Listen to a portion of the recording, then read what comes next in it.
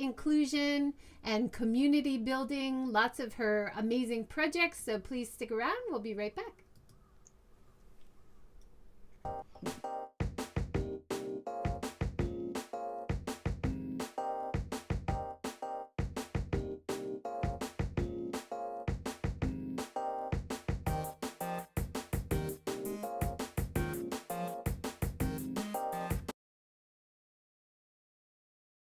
All right, let's go. Good morning, everyone. This is Seeking Sustainability Live number 182 with Ayana Wyse. Thank you so much for joining. Thank you for having me. All the way from Osaka, and I'm in Hiroshima. Yes. It's so nice. Not Tokyo. Not Tokyo. Yeah, I used to hate on Tokyo so much. I'm okay with Tokyo only to visit, though, not to live. Yeah. Oh, it's great. It's great to talk to somebody. You know, I'm trying to do that with the series, and I know that you try to do that as well. Try to represent from around the country because there's so much just focused on Tokyo. It's so nice to get diverse life experiences, work experiences from other areas. Yes, it's... Mm-hmm. Yeah. How did you find yourself in Osaka? When I was searching for work, 10 years ago in Japan, I had put down like 3 choices because they asked me like, oh, where would you like to be placed? And it was for an Eikaiwa, the English language conversation school.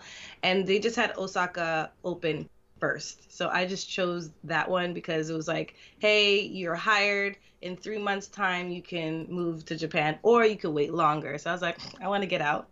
Let's go to Osaka. And you ended up staying there. You become a real Osaka representative online. Yeah, talking definitely. About I enjoy Osaka a lot. That's awesome. And originally from Brooklyn, is that right? No, I lived in Brooklyn for 2 years after college, but I'm originally from Westchester County in New York. Yeah. Donna has joined from Periscope. She says, "Oi, Tokyo here." Donna, we love Tokyo, but we know Japan is not only Tokyo. That's all we're saying. Yes, basically. We're not hating on Tokyo. We're just trying to represent diversity and inclusion in many ways. Let's talk about some of your amazing projects. You are so active in so many different networks. I love your article with Japan Times, how they introduced all the many things that you're doing. Can you tell us about some of your most passionate projects? What are you working on? Okay. Well, I'm working on photography. I am a photographer. I've been for a good 3 years, like seriously. I've always liked taking pictures, but it was my friend who lent me a camera for like 3 months time where I was like, finally I can practice on a legit camera. And with that time, I was able to save up and buy my own. And then I realized like, hey, I think I can do this. I think I can become like the photographer that I've always wanted to be. And I like taking pictures of people. So I was just practicing with my friends. I still take a lot of pictures of my friends. But in time, I thought I was going to make it like my main career. And then I realized I like it more so as a craft. And I don't mind getting paid from time to time, but I don't want it to be my life or I'll hate it. So that's why I don't consider myself like a full-time photographer or going to try to be. But I do have a project with a vintage store. It's a friend of mine. Well, a new friend of mine. We met through another friend to do a photo shoot because I also model. I do many things, but I'll get to that. And then we talked and we said, like, let's collab. Let's do a photo shoot with her jewelry that doesn't really get that much shine. So we did the photo shoot in November, and I'm finishing like the editing that we're going to post it on social media for Valentine's Day. I'm showing your photography on Instagram right now. You have beautiful photographs. And thank you. It's fantastic to see diversity of experiences and diverse faces in Japan. And, you know, foreigners are not one type of person. They're not even one type of look. Like and that's so refreshing and important. And I think your role has been like that in many groups that you've created, to be like a hub for information and support, but also to help get work for Black creatives, right? Yeah, exactly. Do you want to introduce Black Creatives Japan?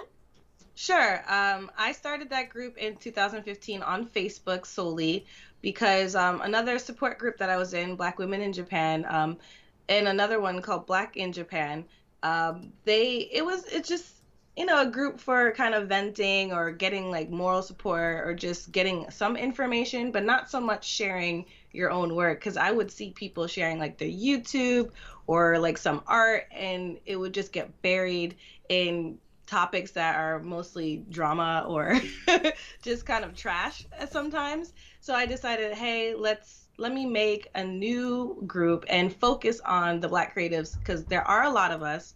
It's just that we're not really getting seen. And I understand that like some old heads have tried stuff before, but I don't think they've tried online, because people who've lived here for maybe 10, 15 years didn't really have Facebook like that in the beginning. So I'm here, maybe it was like maybe my 5th year. I was like, I'm here. We're using social media. Why not use it to its advantage? So I decided like the end of 2015 to make it, tried to do some small meetups in 2016 in Kansai only, a little bit in Tokyo. Then I made an event in 2017 called Showcase and Chill, which is a talent show in Osaka. And I was able to do, I think, 4 of those before COVID happened. And many people really appreciated the event because it brought a lot of people together, the whole community, even though it says Black creatives.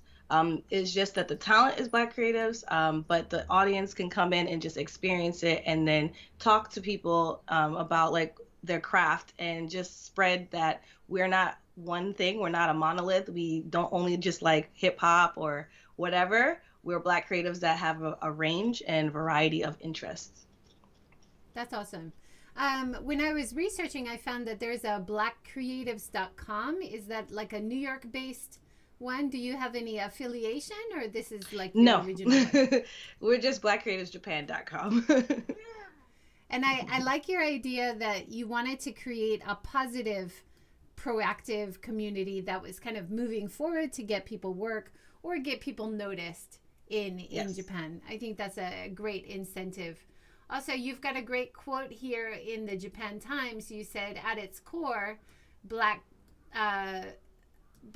what is it? BCJ is a networking community and platform where our fellow creatives are encouraged to ask for help, advice, collaborate with one another, as well as showcase their skills, businesses, creative projects, and much more, both in and outside land of the rising sun.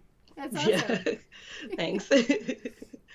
So I think also, there's so many pages that focus too much on the negative, and I understand the importance of knowing like what's up, the history of things, and just venting, but I just needed a separation from that. Yeah. No, I definitely understand the value of that, and I think when I talk about social equity, value of quality of life for all people, no matter where you are in Japan, we talk about that a lot. It's really important that you not only talk about negative things, because that's so easy to do, right? To just talk about the problems. Mm-hmm. You do talk about problems sometimes on your podcast. Do you want to introduce Kurly and Kansai? Yes, so I have a podcast. It's called Kurly and Kansai, Kurly with a K. And I started that with my best friend, Elise. She is great. And we have a lot of laughs and talk about a variety of topics on the podcast. It started off with just sharing our experience as Black women in Japan and in the Kansai area of Japan, not Tokyo, just because there's so much content about Japan where people are in Tokyo. And it just seems like, well, I don't have those experiences. And also, you're not a Black woman, so let's just share that information for anybody who is interested in moving to Japan. And I would say that it has helped quite a few people who have told me personally, it's like, hey, Ayana, like, because of your podcast, I decided to like visit or move here. I've made 2 friends, or no, I have like 4 friends that have told me like, I used to watch you when I was in the States and now we're friends. I'm like, that's crazy. But it's definitely a good podcast. Like, it's kind of slowed down a bit because we've shared a lot of our experiences. We would have guests, but because of COVID, we don't necessarily do in-person guests anymore. Me and Elise do remote recording, but we do mostly timely topics instead of just our experience. So it's a little bit slowed down, but we still have it. It's still going on. That's great. I was happy to see that you guys covered the plastic issue, overuse of plastics in Japan. Yes, it's so frustrating. Yeah. And you also talked about tourism growing pains, and I heard in your LGBTQ one about your trip to Totori as well. So yes. it's about life, it's about work, it's about travel, it's about all sorts of things. I could imagine that being a great like hub for people interested in coming, like you said. Yeah, and then I think also for some people who live in Japan, they're like, oh yeah, I thought of this, and like nobody around me has talked about this as a foreigner, so they just like consider it as something that they're like validating or like confirming, like, oh, okay, there are other people in Japan, like foreigners, who think about these things. Yeah, absolutely. I love your quote again from the great Japan Times article. Sometimes you just don't want everybody looking at you. You just want people to hear you, and I think that is great quote. Yes. Definitely a lot of us women in Japan can definitely identify with, for sure. But also, you know, not being judged based on your appearance, people actually listening to what your ideas are. That is a great thing about podcasting. It is. I definitely enjoy more without the video, because we were doing video for a while, only because I had more people listening or watching my YouTube. I decided to do both video and audio. But then after some time, the editing process, the time it took, I was just like, I'm good. I'm going to just do audio like I intended it to be.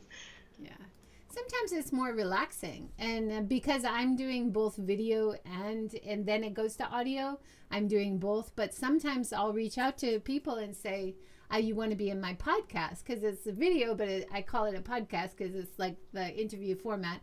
And some people say, oh, what, video? No thanks, like I don't want want to be in the video. So thank you for no problem. I don't mind it from time to time. Yeah. I appreciate that.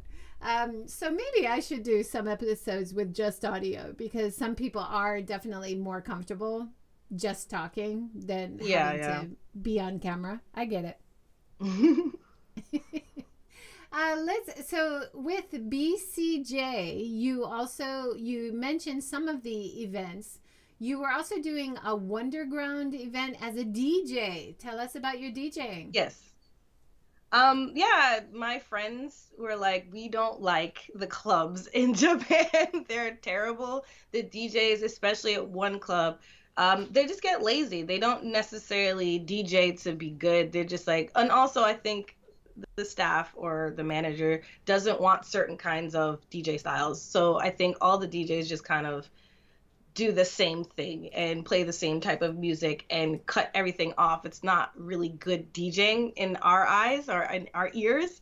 So we decided to just make our own event. And we're like, but we don't know that many DJs, foreign DJs, to join and do it, or they're expensive. So we decided to also do like a DJ practice and learn how to DJ, because we had a few friends that were like, yeah, I don't mind helping teaching you. So then that's when we were like, okay, let's make this a thing. Let's try to have Wonderground like a little bit more often and just get people who are trying out DJing to get the experience. It's awesome. And then I listened to your music on Mixcloud. What kind of music do you mostly play? Is it Afro beats? I play a variety. I don't only play Afrobeats, but I actually just changed my DJ name to DJ Yana, I think. Yeah, I changed it to DJ. I just like my name. So I was Afro Pump. So I was like, that kind of made it seem like I only do Afrobeats, but that was like my like go-to doing Afrobeats. But I like to play hip hop and other like an R&B and just other kinds of music as well. That's awesome. It sounds great. Have you Thank guys you. been able to transition online at all during COVID? Because doing in-person events is impossible, right? Yeah, no, we haven't really done online things, and I think that could just be my fault. I'm not really streaming savvy. I don't necessarily even like it. I don't like joining streams that much. I have done like maybe a couple on my own, like just Instagram lives, but it's just very uncomfortable for me. It always has been. So I always encourage other people in the group, if you want to do it, you can. But I think a lot of people are trying to just like wait for me to lead and organize. I'm like, not when it comes to streaming. I'll do other events. Yeah, I mean, streaming is for a lot of people very intimidating because it's live. But then, in terms of being live, there's a big attraction to that because then people can interact with you, make comments, ask questions. Oh, I love that track. And it encourages you as well. So, I've seen some great DJ sets on Twitch. We are also streaming right now onto Twitch. So, hello, anybody watching on Twitch.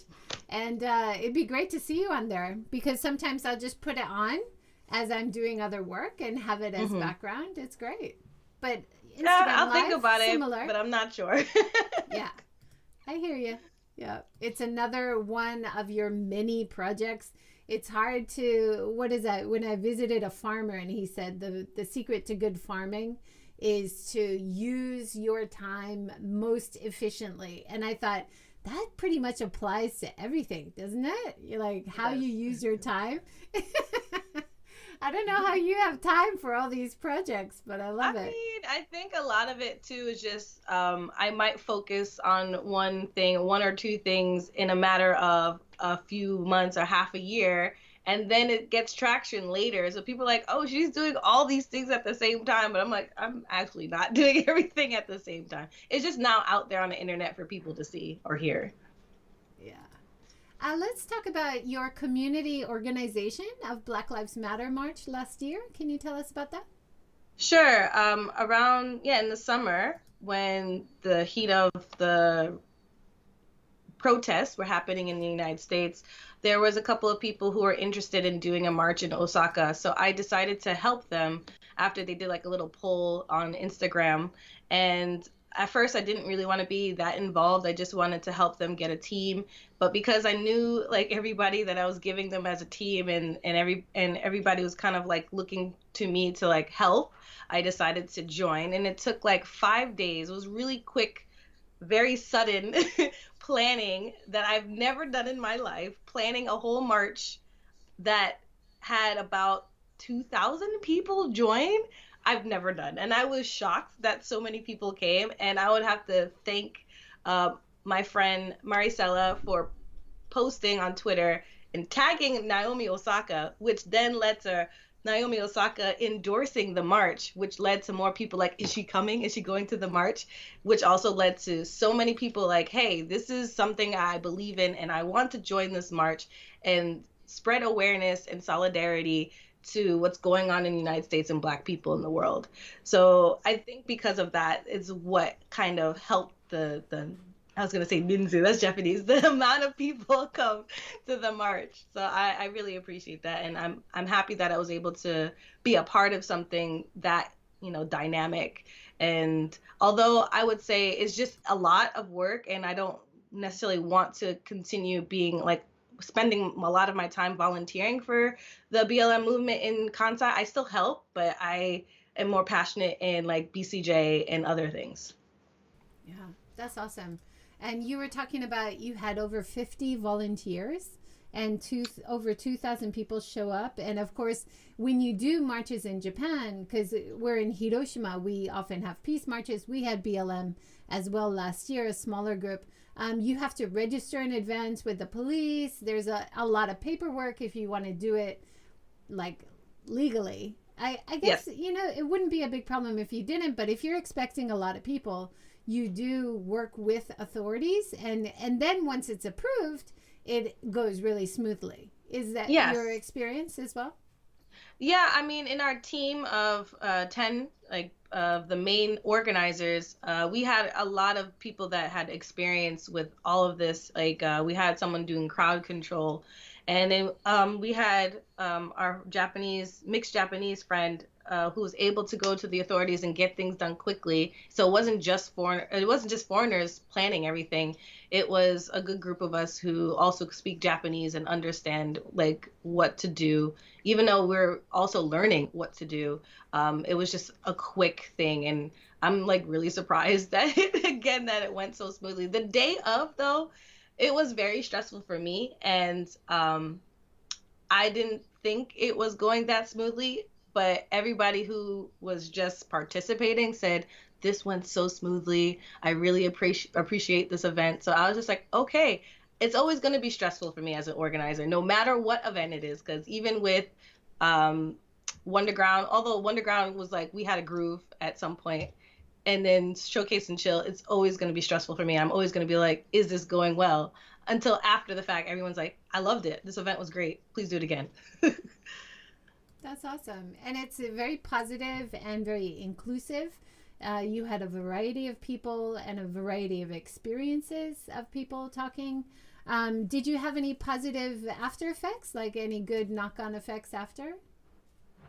Yeah, I think a couple of people wanted to do more like BLM events, and there were Japanese people who joined and wanted to help spread more of the awareness. We got people to help translate things for our Instagram, which we need to start up again. And I think it was overall a good positive effect after the march. I mean, I feel like in anything with the internet, though, it comes and goes. So people were like, oh, this is just going to be like a two week thing, and then everyone's going to forget it. But there was some lasting effects, I feel, for some people. Yeah. I'm sure you've experienced this on many different levels in different jobs or work and life in Japan. But in terms of getting people out to say, listen, Black Lives Matter in Japan too, that was very relevant, very important. Did you feel? Yeah, I did. But there's just a lot of ignorance on the internet, no matter. Uh-oh. Yana's cutting out. Frozen. Yana, are you there? We might have to reconnect in a minute. Yeah. At talking about what's really going on. Sorry, you froze for a minute. Okay. Okay, you're back. What did you hear last? I think it was a while back. A knock-on effects, positive knock-on effects, and then you froze. Oh, okay. Sorry. Can you recap? So, I mean, one of the things I've heard you talk about is the need for education, the need for calling out when the media or public figures do blackface, which still sometimes happens in Japan. Having that presence, but also using marches like Black Lives Matter, it also helps to talk about these issues in a more public setting. Yeah, so I think like the march was definitely like just like not a shock, but it was just like, here, y'all, this happens. And even though many Japanese people on the internet would be like, oh, this doesn't happen, you're lying, it still kind of puts it in their forefront. And then they're like, oh, like, why are these foreigners keep like talking about this stuff, like what's really going on? So it's kind of it is giving them some type of awareness, even if they don't believe it. And I think for some Japanese people, they'll be like, okay, I hear you, I want to help, so let's do a show, let's do an event, let's try to teach other Japanese people what's going on because I believe in this. So it kind of just snowballs a little bit and helps people understand that things like this happen. You're not in your own world. You can't just only be in your own world or your bubble. There are things happening outside. And if Japan wants to be more international, which I don't really think it does, it just says it wants to be. But if people are trying to truly be international, they need to know what's going outside of Japan, like not on the surface level. Yeah, definitely. I think Naomi Osaka really was in the news a lot in 2020, and that helped promote the ideas. How are you feeling about being from America right now with the new administration? I mean, I left America in United States in 2011, and I don't necessarily plan on going back. I was going like up and down about it, like maybe I should go back, but I still don't necessarily want to go back. And the new administration, I'm just only hoping that they improve what or just undo what Trump did in the past 4 years. And it seems like Biden is trying to do things. I just saw that he signed some type of executive order to help racial equity. So I can only hope. I think that's the key word, right? Once the administration changed, I felt like I could actually hope now, whereas before yes. it wasn't even possible. It's not just doom and gloom anymore. Yeah, for sure. In terms of Japan, I heard you talking about education, that the education needs to change. Calling out the media is definitely getting easier, but still there's things that come up. Can you talk about that a little bit? I'm not too well versed with like the politics in Japan. I am only recently getting into it, but I definitely would like to see better education in general in Japan, because I've been here for 10 years. I've been in not like public schools, but I see when teaching kids like what they know and what they talk about and just what the things that they don't know. So I feel like if Japan again wants to be very international, they don't necessarily have to only learn English either, but like let's change the narrative. Let's change what it looks like to be a foreigner, or have like when they have foreigners on Japanese shows, like stop with the stereotypes. It's frustrating. And even like when I do jobs sometimes, they like for voiceover, because I do that as well in modeling, what they ask from me to do sometimes, like acting, it just sounds very exaggerated and stereotypical, and I just want that to stop. Is what they think is foreign, like what a good foreigner is, but it's like we are all different. We're not the same. Stop. Yeah, it's so important to just do it politely, do it nicely, but keep doing soft pushback. That's really important, right? And yes, like and you mentioned about narration. Sometimes, like I do narration as well, and sometimes you're saying a Japanese word and they'll say, can you say it more American?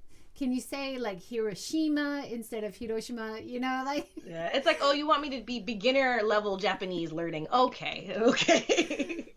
But that's not foreign. That's just me learning the language in the beginning. Yeah, but and then sometimes people will say, why are you pushing for change in Japan? Because you're not from Japan, you're not Japanese. But I always say, oh my goodness, I've lived more years in Japan now than America, and it's my home. This is my home. This is where I am. This is where I'm raising my kids. This is where I work. This is where I live, right?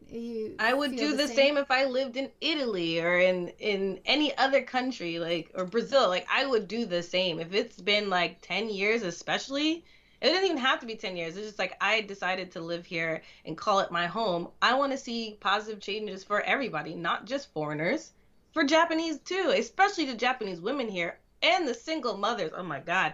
I could go on for days about how frustrating it is. And how they target certain minority groups that have nothing to do anything negative in the country, yet they hate on them so much. We don't need that. So yes, yeah. I will fight for change, for positive change, like forever.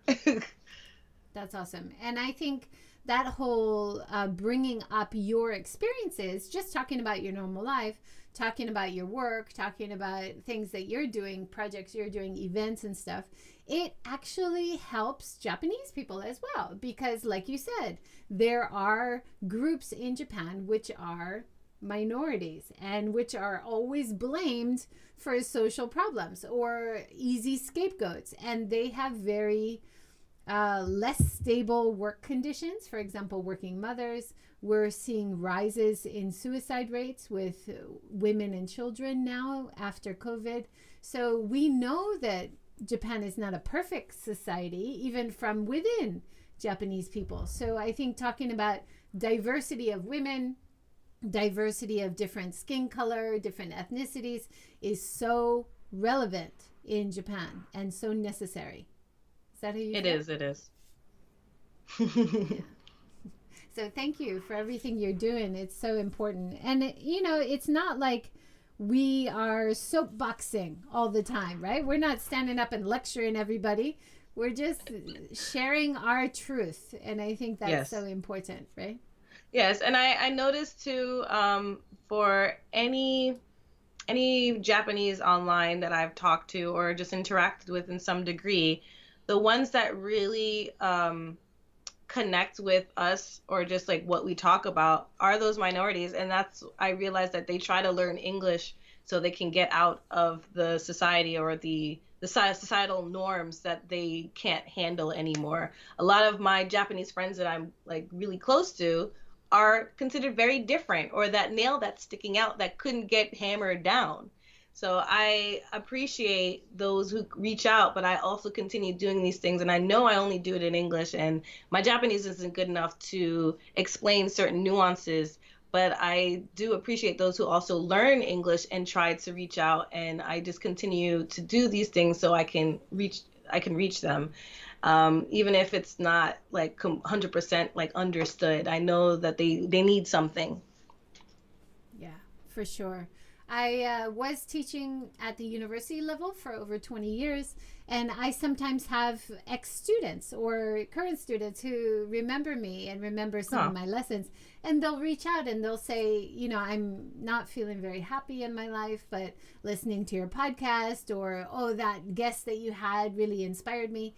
And that's, like you said, it gives them some insight into their own culture or into how they are free to be themselves as well.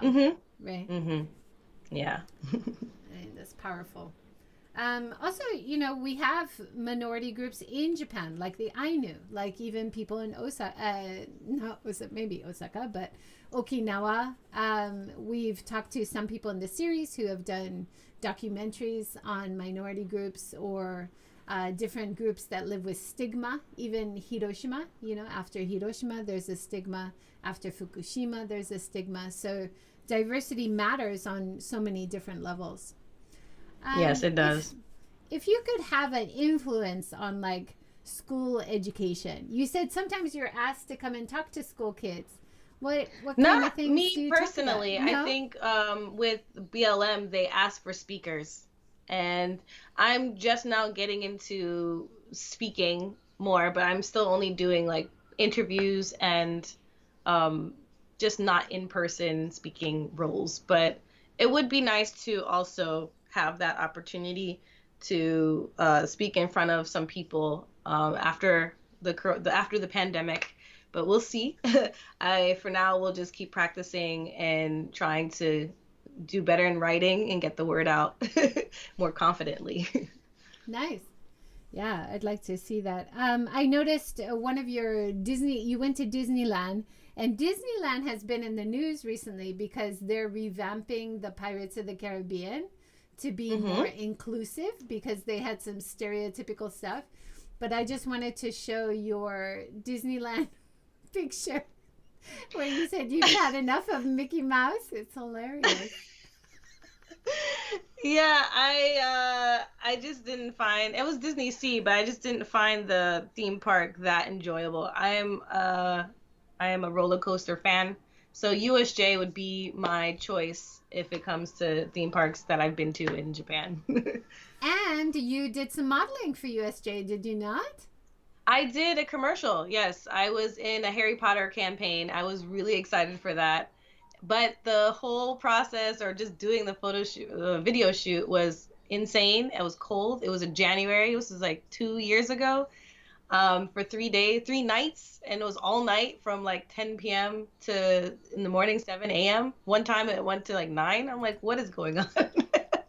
But it was a fun experience, and I was lucky enough to be like towards the front, so you can see me. You can definitely see me in the commercial. It was fun. Yeah. Also, you're a roller skater. I love seeing your roller skating Instagram pictures around Osaka. Is Osaka a good place for roller skating? Not outside. There's like no flat land. We struggle so much trying to find flat land to just skate like nicely. But it's a hobby that I started this year, and it was like a boom going on online, especially on TikTok. And it was really hard to even find really good roller skates in Japan. Like I don't understand. They consider roller skating only for kids. So I was lucky to get a pair from my roommate, although we have two different sizes, like completely. Like she has very small feet, but I guess the way it was built, it fit me. So I just like, I'm gonna take it. But for me to buy the same kind of quality roller skates, if I tried to order it online, it would take months. So even though I didn't do that, I just like, all right, I'm gonna just stick with these. I'll buy a new pair later. I'm gonna practice with my friends. I grew up doing rollerblading or inline, and I was okay with that. Just do it with speed. But to do tricks and things, I was like, this is a whole new thing for me, and I want to do it. It's like I don't work out that much at the time. I start working out now, but I was like, this would be a nice activity for me to build up my leg strength. That's awesome. I love roller skating, and like you said, I did rollerblading before, but you've got the quad, the four Yes. wheels. I'm very attracted to that. As I get older, I want more stability. Right. I mean, it's still hard though. Yeah. No, it's still a good workout. We had a comment from Salim. Thank you for joining from Facebook. She says, can you please talk about your professional life in Japan? How did you switch to a freelance lifestyle? And what was the difficulties you faced to be independent in Japan? Also, did you speak fluent Japanese when you did that? Good question. That's a very good question, and I'm still struggling. But it's gotten better. But when I was working full time, the last job I had was cut off. I didn't quit. I didn't get fired. It just ended. So after that, I got unemployment for 6 to 7 months, I believe. And with that, I kind of just coasted for 7 months, trying to find work that I identified with, and it wasn't teaching, but I could not find for those 6 and 7 months. And then after that ended, I went back to teaching English, but only part-time. I heard from friends that you can technically sponsor your own working visa. You just have to have multiple jobs in Japan that pays taxes and does the paperwork properly. So I decided to do that. I did a couple of other eikaiwas along the way. But I kind of stuck with one eventually. I had to quit. It was just, I just did a lot of like joining a job and leaving. And then one year, the next year, so that was 2020, I continued a little bit with that English job, but then also did another job, which was working on my photography, because I wanted to do that. But I only lasted like 4 to 5 months with that job because they kind of lied to me about the duties. So I just like, I can't do this. So then I went back to teaching English again, but mostly part-time. And along those years, I was getting few narration jobs here and there, and then some modeling jobs here and there. But I would say 2020 is when I was starting to get more narration jobs.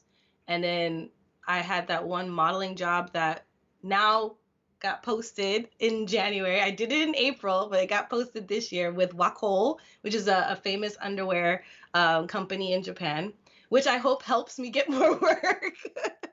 But it's just like, okay, I have this photography job, quit. I still have this English job, but hey, COVID's here. Can't do that job anymore. So now I am jobless for a good 3 months.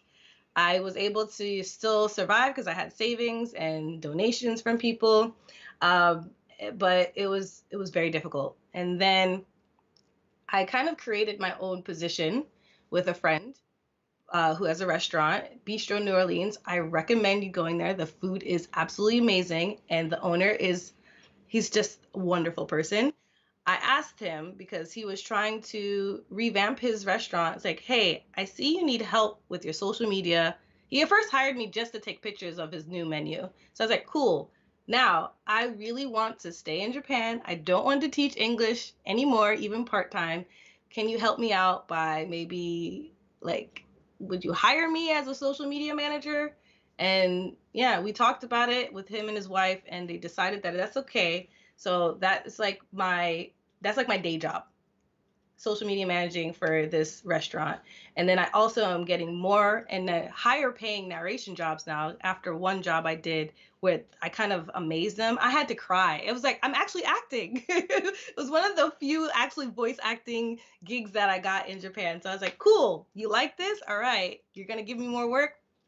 Awesome.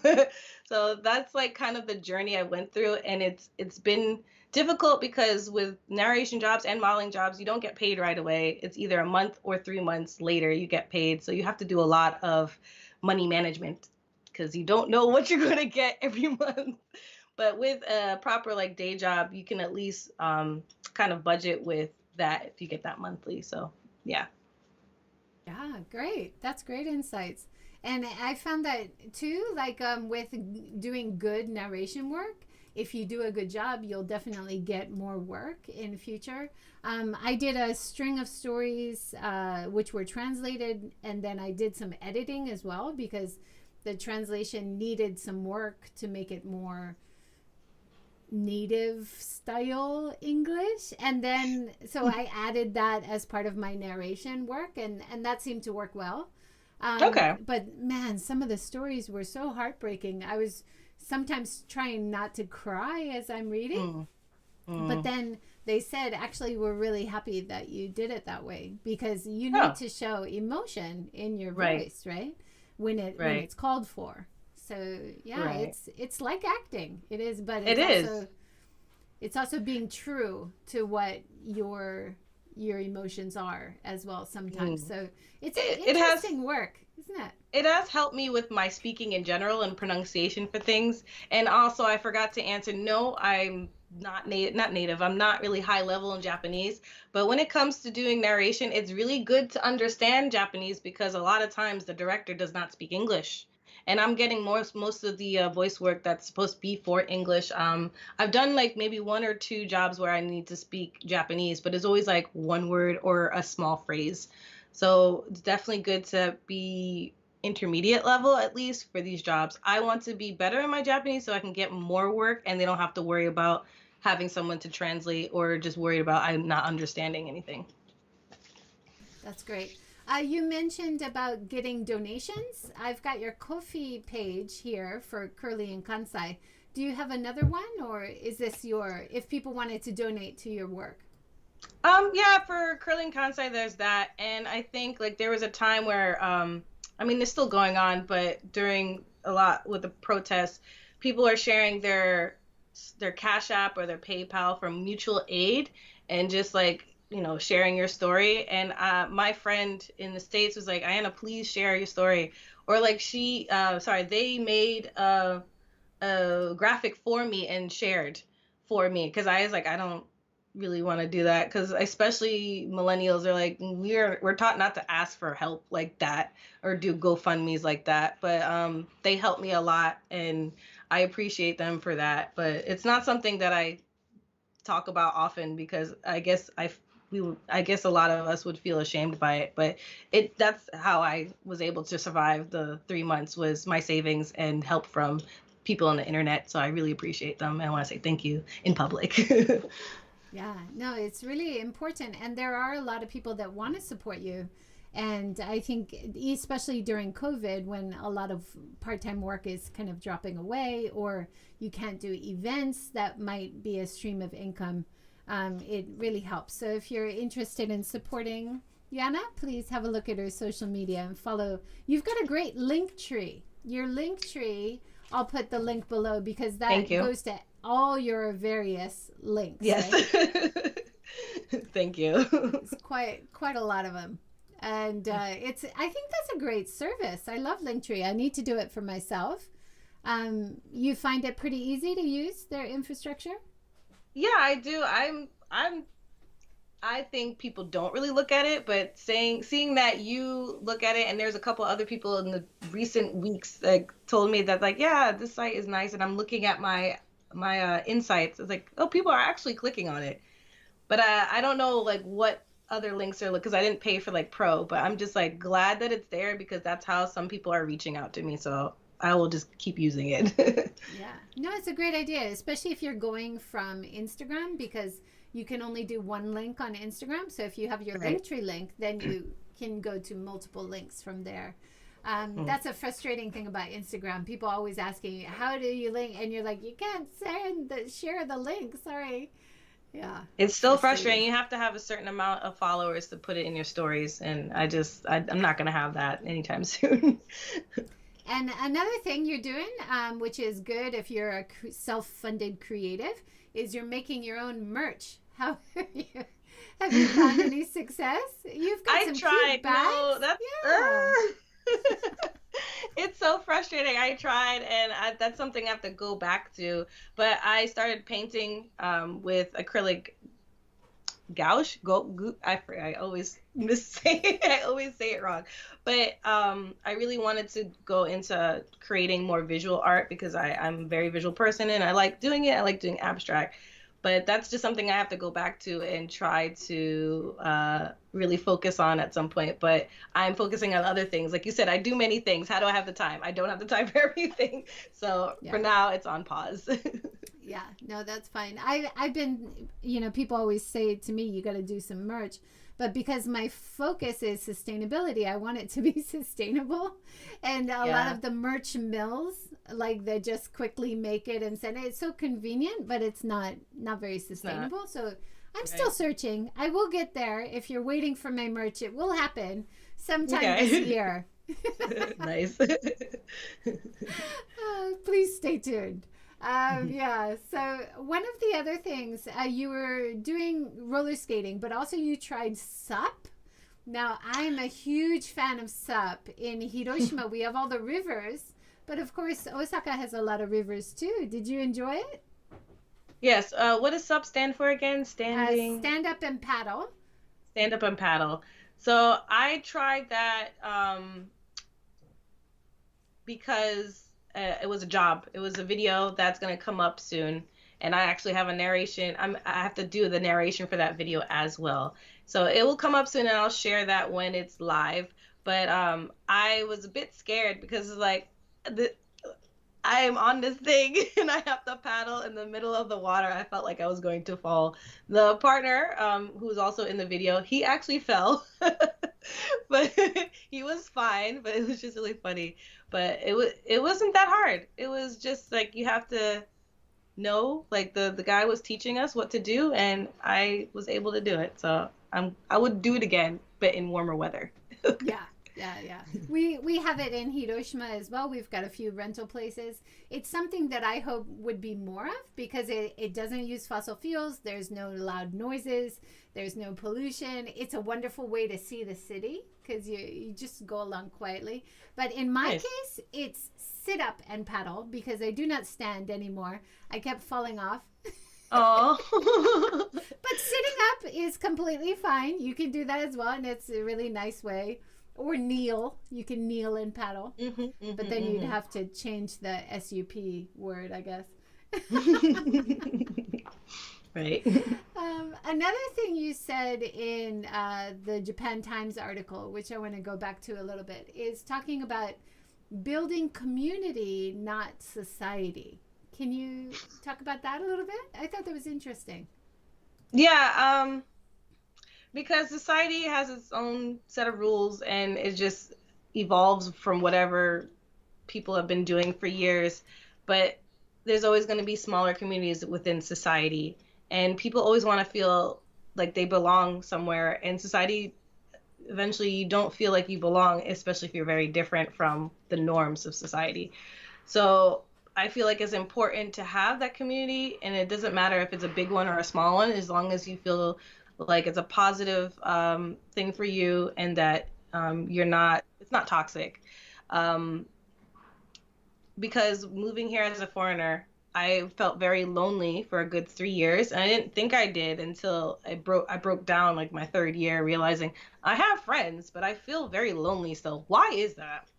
And I mainly had Japanese friends at the time, but no one was really close. I couldn't really talk about my feelings like that, or just vent about things that actually bother me, because first of all, at that time my Japanese wasn't the greatest, and they didn't speak English that much.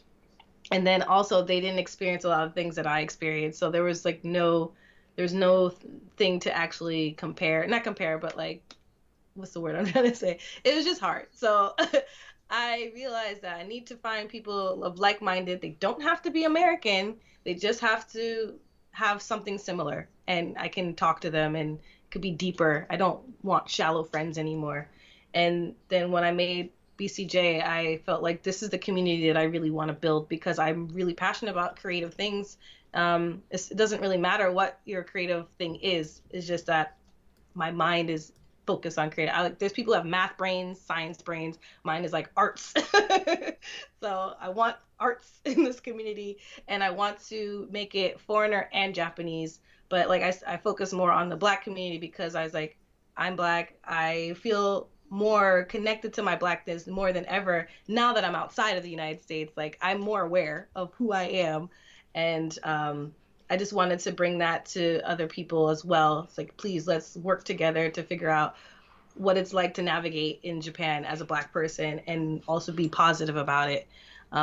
Because I feel like there's a couple of Black people that I've talked to who are like, oh, I've just been here, I didn't have anybody else, and I just felt like I lost myself a little bit. Like, I don't want people to just continue losing themselves in a foreign land. Let's continue just like supporting each other. And even if there's a person who's like, oh, I don't want any foreign friends, like, that's cool and all, but we're here whenever you need us. Yeah. Donna wrote, totally on board with community. It's a big part of my work to respect. Thanks, Donna. Thank you. I think it's so important, like you said, and you can't force people to accept you, right? You just say, we're here, we're doing our positive thing. If you want to join us, please do. Like, just keep it soft pressure, soft power kind of thing. Yep. Well, because for me personally, when I was like, I don't want any foreign friends, I thought this was the way to go, and then realized it didn't work out like the way I wanted it. So if it works out for you, sure. But if you're still like in need of somebody who's similar to you in some way, different but similar, so you can always learn something new, then I just say, we are here. If you don't want to join, if you don't want to even come to an event, that's okay. But if you change your mind, we will welcome you no matter what. Unless you're toxic, don't do that. Yeah. Then you can stay away. Yes. If you're walking down the street and you see another foreigner or another Japanese person, do you smile and say hello? Because I really try to. And you know, every now and again you'll have people be like, I'm not talking to you just because you're another foreigner. But yeah. I do it with Japanese people too in my neighborhood. You know, I mean, you gotta kind of judge, but yeah. I think maybe it's a little different. Like, I don't know how Hiroshima is because it's a little smaller, but I think definitely in city settings, people just like kind of ignore people more. I don't necessarily do that. I used to have a stank face when I walk alone. Sometimes I might still. It just depends on my mood. But I don't say hello specifically because you're a foreigner, or I don't look at you because I actually look away. I'm very awkward when I'm walking by myself. So I don't want anyone to think that I'm doing it like personally because you are a foreigner. I'm just like, I don't want to talk to anyone if you're a foreigner or Japanese when I'm by myself. But if I'm in a good mood and I'm by myself and I see someone look at me, I'm just like, I used to not do that, but I've gotten better at it because I don't want people to think that I'm a stank person anymore.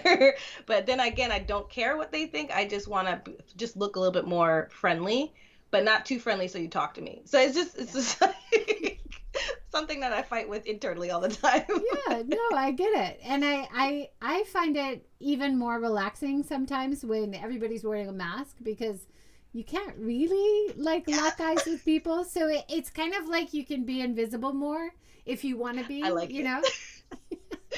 I like it. I didn't even like wearing masks before Corona. Like, I would just, if I was sick, I would wear it a little bit at work, but then I would take it off. But now that I've gotten used to it, I'm just like, no one knows my expression. I could just be like, but like in my eyes, but then I'm like, like, I don't like what I saw.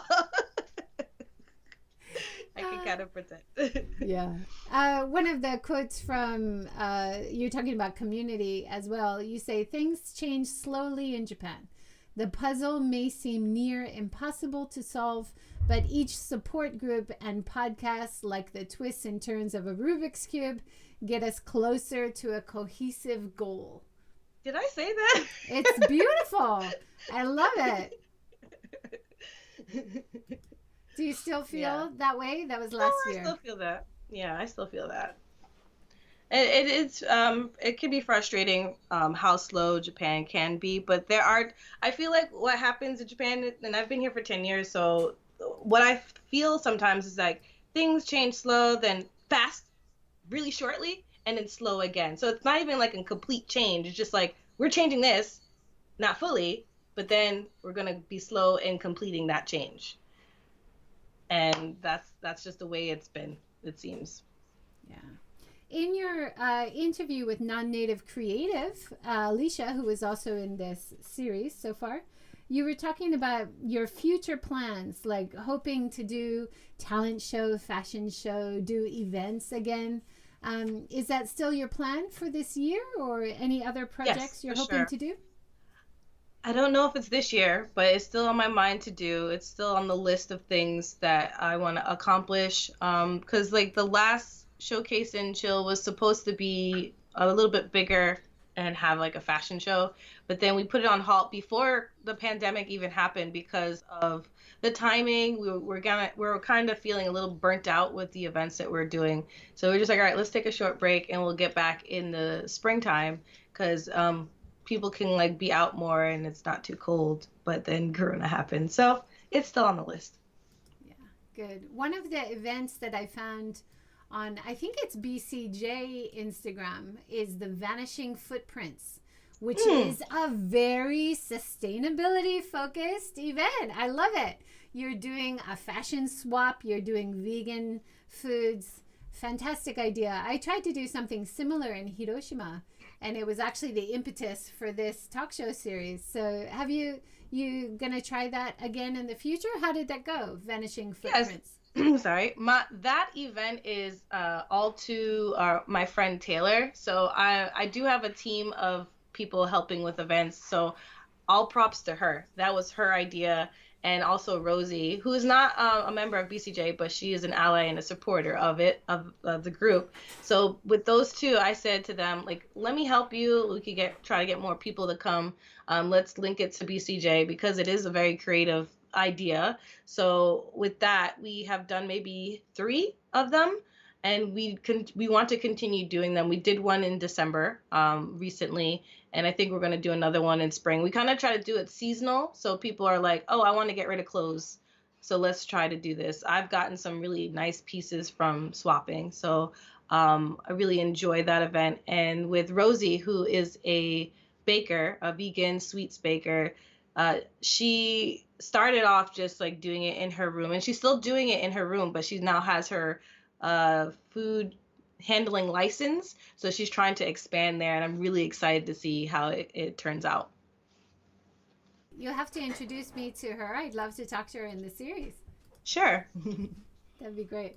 But yeah, the rotating your fashion that you're just not wearing and reusing it that way, it's a fabulous style of sustainability, but it's also really fun, and it saves you loads of money because these are high quality pieces that definitely need someone to be loving and wearing again, right?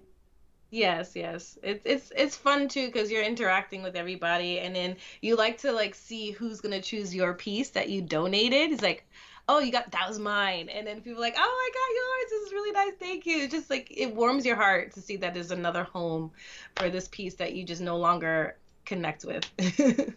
Absolutely. Yeah. And if you have things left over, we found in our events, sometimes I would have a bunch of things that people didn't take, like a bunch of people brought stuff, but then didn't take anything.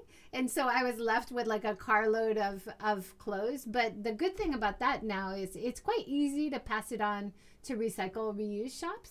Yes. Second Street or Book Off. Did you find the same thing? We send it to H&M because they have the thing where you could just drop it off. I do that with a lot of my clothes that I don't want to swap because it's just like not good to swap. Like it's just like, this is worn out. So that's what we do. Either if it's H&M, it's somewhere else, but it's so far been easy to just drop it off there. Yeah. I've had a lot of success with Second Street, and they'll also they'll give you a little bit of money if you register with your ID.